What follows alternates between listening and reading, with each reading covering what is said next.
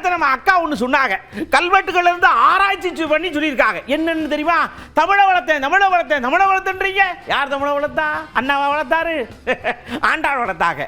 அதுக்கப்புறம் பாருங்க, பெரியார் தமிழை வளர்த்தாருன்னு சொல்றீங்க. இல்ல, பெரியாழ்வார் வளர்த்தார்.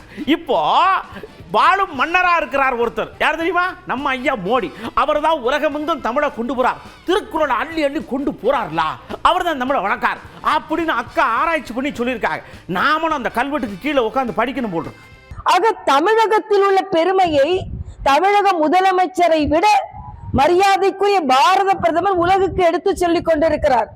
ஆனால் ஏதோ பாரதிய ஜனதா கட்சியும் பிரதமரும் தமிழுக்கு எதிரானவர்கள் என்ற ஒரு தோற்றத்தை திமுக கட்சிகள், கூட்டணி கட்சிகள் ஏற்படுத்தி வருகிறது. நான் மறுபடியும் சொல்றேன், தமிழுக்கும் ஆன்மீகத்திற்கும் தான் தொடர்பு.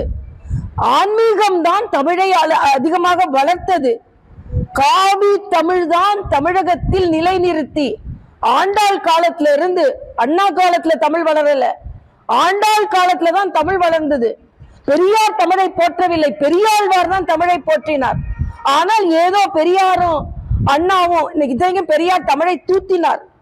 ஆனா பெரியாரும் அண்ணாவும் தான் ஏதோ தமிழை வளர்த்ததை போலவும், ஆன்மீகத்திற்கு அதுக்கு சம்பந்தம் இல்லை போதும், காவிக்கும் தமிழுக்கும் சம்பந்தமே இல்லதை போலவும் ஒரு தோற்றத்தை இவர்கள் ஏற்படுத்தியவர்கள். இனிமேல் நாங்கள் அதற்கு முற்றுப்புள்ளி வைப்போம்.